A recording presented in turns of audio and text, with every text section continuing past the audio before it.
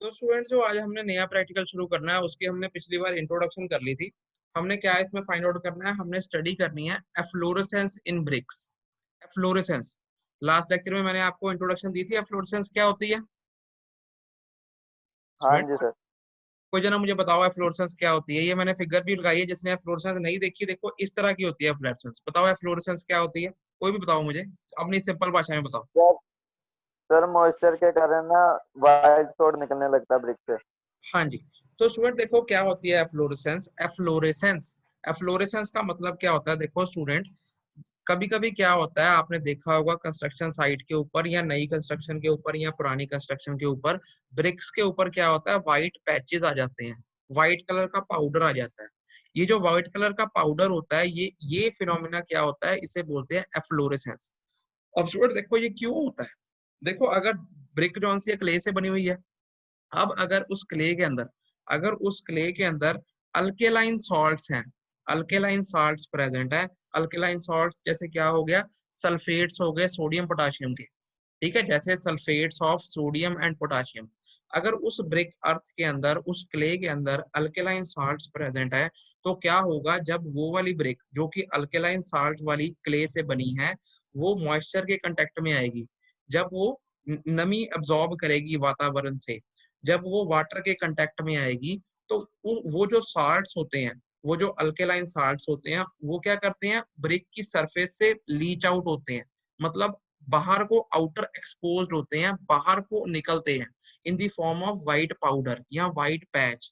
वो white patch जो हमें इस तरीके से दिखते हैं पाउडर की फॉर्म में, तो इस फिनोमिना को क्या कहते हैं, एफ्लोरेसेंस कहते हैं। एफ्लोरेसेंस क्लियर है सबको ये? हाँ जी सर। अच्छा, पता लग गया एफ्लोरेसेंस क्या होता क्या है? अगर किसी को ना पता लगा हो एफ्लोरेसेंस क्या होता है।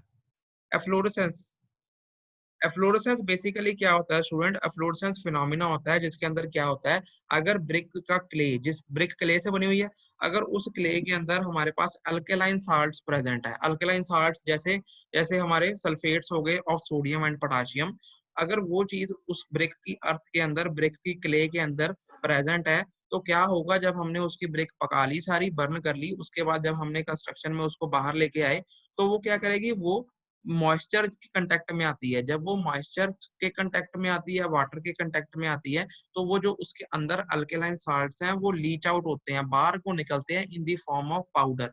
तो ये पाउडर जो सा होता है व्हाइट पैचेस की तरह, व्हाइट मटेरियल की तरह हमें उसकी आउटर एक्सपोज्ड सरफेस के ऊपर दिखता है, जैसे ये हमें डायग्राम में दिख रहा है।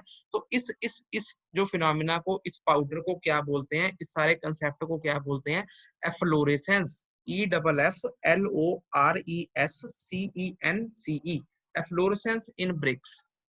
क्लियर है?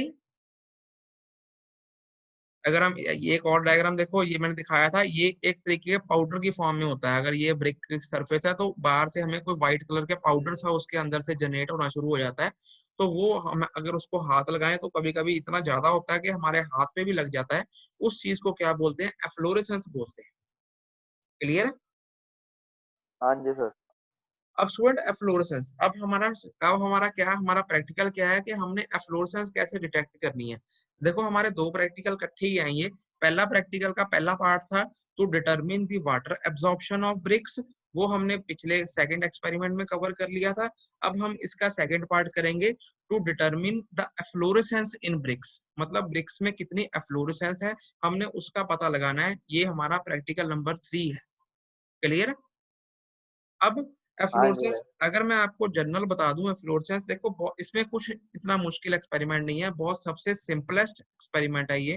कुछ नहीं करना, पहले मैं आपको थोड़ा इसको वर्बली बता देता हूँ, फिर मैं आपको एक वीडियो दिखाऊंगा, उससे आपको बेटर क्लियर हो जाएगा। इसमें हमने करना क्या स्टूडेंट, देखो बेसिक प्रोसीजर वही है कि हमने स्टैक में से, मतलब एक स्टैक में से कोई रैंडमली 5 ब्रिक्स ले लेनी है। स्टैंडर्ड यही कहता है कि रैंडमली हमने कोई भी 5 ईंटें निकाल लेनी है एक स्टैक में से, ढेरी में से।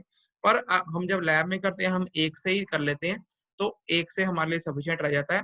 पर तरीका जो आईएस कोड कहता है वो ये है कि हमने रैंडमली रैंडमली हैफासर्डली अलग अलग जगहों से, कोई बीच में से, कोई कोने में से, कोई दूसरे कोने में से, ढेरी में से 5 ईंटें निकाल लेनी है। फिर हमने क्या करना है स्टूडेंट, उन 5 ईंटों को क्या करना है, एक ट्रे में डालना है। मतलब एक हमारे पास ट्रे होगी, उसके अंदर हमने क्या करना है, 5 ईंटें उस ट्रे में रख देनी है और उसके अंदर हमने पानी डाल देना है। क्लियर है? उस ट्रे के अंदर हमने क्या करना है, पानी डाल देना है।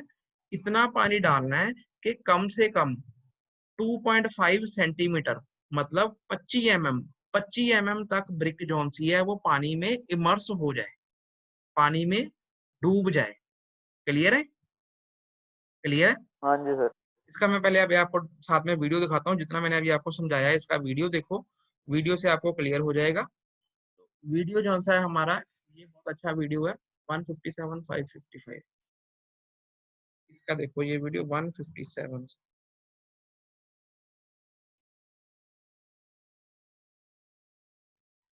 अब ये देखो, इसके अंदर हमने पहले एक ट्रे ले ली है ये। अब हमने पानी चाहिए हमें, और हमें एक स्केल चाहिए। अब इसमें करेंगे क्या स्टूडेंट्स, ये देखो, दिख रही है स्क्रीन सबको मेरी? Yes sir. यस। सबको फोटो दिख रही है ना, और आवाज भी आ रही है? अब इन्होंने क्या किया, सबसे पहले इन्होंने क्या करा, इन्होंने एक ट्रे ले ली। ट्रे के बाद इन्होंने थोड़ा पानी ले लिया। पानी कौन सा लेना है, वो हमने डिस्टिल्ड वाटर लेना है, साफ डिस्टिल्ड वाटर। और एक हमने स्केल ले लेना। अब हमने क्या करना है, रैंडमली 5 ब्रिक्स निकाल ली स्टैक में से। अब क्या करेंगे, ये ब्रिक्स को उस ट्रे में रखेंगे और पानी इस तरीके से डालेंगे कि 2.5 सेंटीमीटर ब्रिक जौन सी है पानी में इमर्स हो जाए। और हमने ब्रिक जौन सी है ब्रिक ऑन एंड रखनी है, खड़ी करके रखनी है। अब देखो, इन्होंने 5 ब्रिक्स ले ली। अब ये प्रोसीजर है इसका, इन्होंने ट्रे ले ली। अब ये पानी डाल रहे हैं ट्रे के अंदर। इतना पानी डालेंगे, कम से कम पानी की डेप्थ 2.5 सेंटीमीटर होनी चाहिए, इससे कम नहीं होनी चाहिए। 2.5 सेंटीमीटर या 25 एक ही बात है। इसको हम स्केल से चेक कर लेंगे।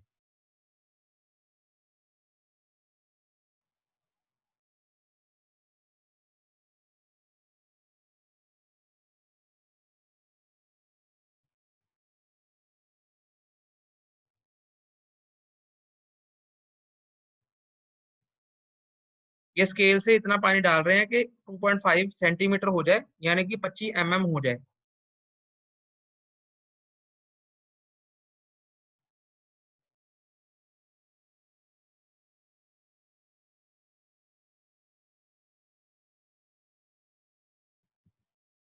अब ये इन्होंने 2.5 सेंटीमीटर डेप्थ का पानी ट्रे में डाल दिया। ट्रे जो सी है वो फ्लैट बॉटम ली है, मतलब जिसका बॉटम फ्लैट रहे। उसके बाद हमने ये ब्रिक्स जो सी है, ये ब्रिक्स इसके अंदर ब्रिक ऑन एंड रखी है, खड़ी करके रखी है ब्रिक। अब स्टूडेंट देखो, ये एक एक करके क्या करेंगे, सारी ब्रिक्स को ब्रिक ऑन एंड खड़ी करके रखेंगे। अब इससे होगा क्या कि जो ब्रिक है वो नीचे से 2.5 सेंटीमीटर पानी में इमर्स हो जाएगी। इस तरीके से हमने पांचों की पांचों ब्रिक्स रखनी है। और टेम्परेचर जो सा हमारा रूम टेम्परेचर ही है, जो सा हमारा 20 से या बेसिकली 17 से 30 के बीच में होता है, या 20 से 30 डिग्री के बीच में होता है। तो हमने वेन और वेंटिलेशन भी होनी चाहिए, कमरा बंद नहीं होना चाहिए। तो हमने एक एक करके जो सी है सारी ब्रिक्स जो सी है इस ट्रे के अंदर 2.5 सेंटीमीटर पानी में इमर्स करके ब्रिक ऑन एंड खड़ी करके रखनी है।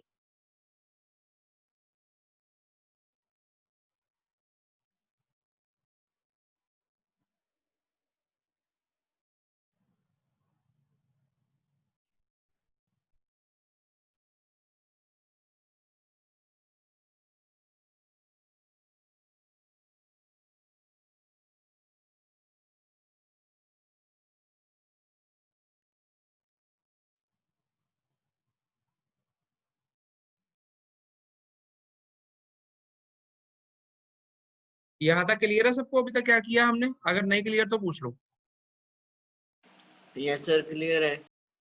अब स्टूडेंट, अब होगा क्या स्टूडेंट, अब हमने क्या किया, इस ब्रिक को ऐसे छोड़ देना है। अब होगा क्या, ये पानी जौन सा है, ये ब्रिक जौन सा है अब्सॉर्ब कर लेंगी।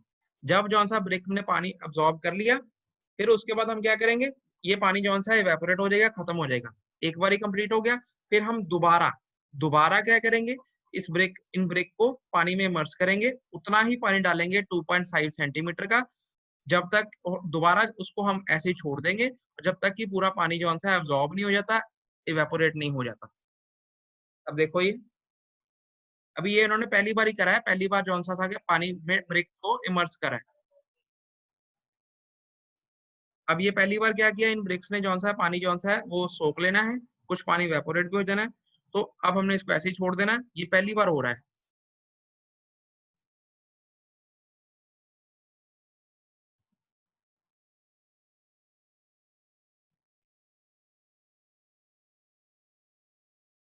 अब देखो कुछ समय बाद क्या होगा, पानी जौन सा है ब्रिक अब्सॉर्ब कर लेगी, फिर उसके बाद हम